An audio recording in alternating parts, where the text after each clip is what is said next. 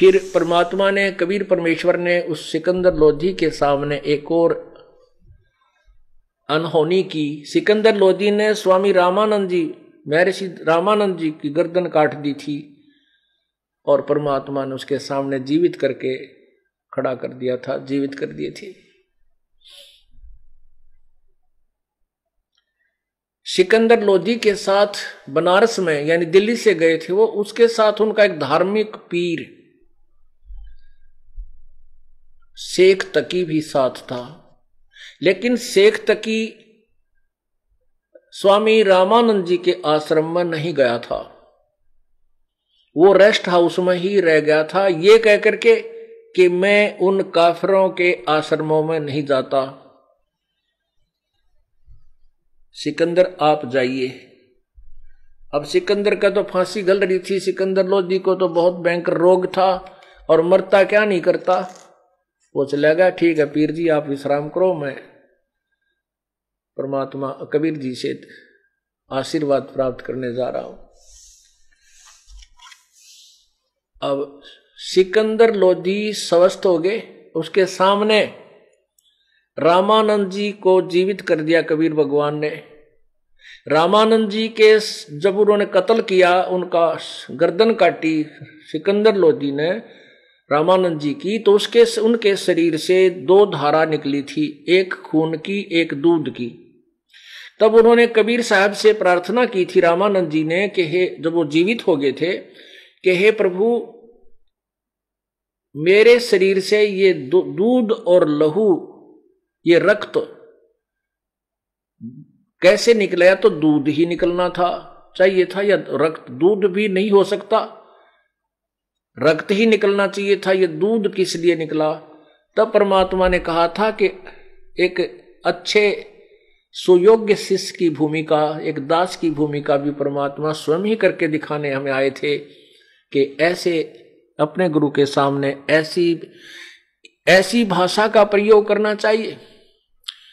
उन्होंने कहा कि हे स्वामी जी, हे गुरुदेव, आप तो अंतर्यामी हैं, जानी जान है, आप सब जानते हो, आप तो इस दास के मुख से कहलवाना चाहते हो। तब उन्होंने बताया था कि स्वामी जी अभी तक, पहले तो आप अन्य जाति वालों को हे समझते थे, ब्राह्मण वर्ग को ऊंच मानते थे, बाकी जाति वालों को आप न्यून मानते थे। वो तो आपने दया कर दी, इस दास को शरण में ले लिया, और रविदास जी और उस समय तक कई, जैसे पीपा जी राजपूत था राजा, वो भी शरण में आ गया था, ऐसे कई ले लिए थे। लेकिन परमात्मा, हे गुरुवर, अभी तक आप मुसलमानों को बुरा समझते हो, नीच समझते हो, हे समझते हो। हे प्रभु, हे स्वामी जी, ऊंच नीच कोई जाति या धर्म से, समुदाय से नहीं होता। ऊंच नीच इस विध है लोई, कर्म कुकर्म कावे दोई। ना तो सारे हिंदू अच्छे और ना सारे मुसलमान उच्च। जो बुरे हैं वो मुसलमानों में भी बुरे हैं, जो अच्छे हैं वो मुसलमानों में भी नेक बहुत है, और जो बुरे हैं वो हिंदुओं में भी निरे हैं, और अच्छे भी हैं वो हिंदुओं में भी बहुत कम नहीं है। ब्राह्मण भी इतने नीच हैं कि कसाई भी ना हो सकता, और केवल जाति या मजहब से जीव ऊंचा नहीं होता, उसके कर्म ऊंचे और नीचे होते हैं। जब तक आप बैर भाव से दूर नहीं होगे, राग द्वेष आपके अंदर से नहीं खत्म होगा, तब तक आप मोक्ष अधिकारी नहीं हो सकते। इसलिए आपके शरीर, आप आद्य सुपात्र हुए हो, पूर्ण सुपात्र नहीं हुए हो। जिसने भगवान चाहिए, जब उस ऐसे महापुरुष ने जाति का झंडा भी पाट दिया, एक धानक को सीने से लगा लिया था, अब फिर दूसरी चोट मार कर परमात्मा ने सीधे कर दिए। मुसलमानों को भी वो अपनी प्यारी आत्मा समझने लगा, और सिकंदर लोधी को सीने से लगा कर कहा, बेटा माफ कर दे मुझको, मेरे से बहुत भूल हुई थी। आज मेरा अंधेरा, हृदय का अंधेरा, इस मेरे भगवान ने, कबीर जी ने मेरा हटा दिया। आज के बाद ये दास किसी भी वर्ग के, किसी भी समुदाय के, किसी भी धर्म के व्यक्ति को बुरा नहीं जानेगा, हाँ कर्म आधार से ही उसको निर्णय लेगा।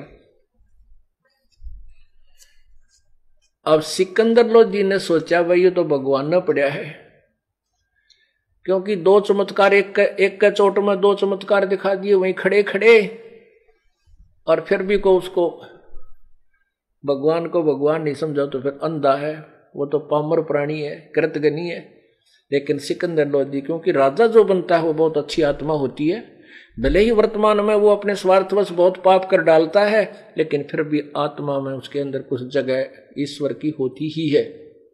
ये बट नेचुरल होता है। सिकंदर लोधी ने सोचा सबसे ज्यादा झगड़ा हमारा हिंदू और मुसलमान का हो रहा है, और इस परमात्मा को मैं दिल्ली ले चलूं, वहां जाकर ये प्रवचन सुनाएंगे इतने प्यारे प्यारे, जैसे आज गदगद कर दिए इन्होंने। 1-1.5 घंटा भगवान ने इसी सब्जेक्ट पर प्रवचन किया कि हम एक जाति के हैं, हम एक भगवान, जीव हमारी जाति है, मानव धर्म हमारा, हिंदू मुस्लिम सिख ईसाई धर्म नहीं कोई नारा। तुम एक पिता के संतान हो, इस काल ने तुम्हें अलग अलग मजहबों में बांटकर आपस में दुश्मन बना दिया ताकि ये मुझे ना पहचान सके। इस तरह मालिक ने बहुत गहराई की बातें की।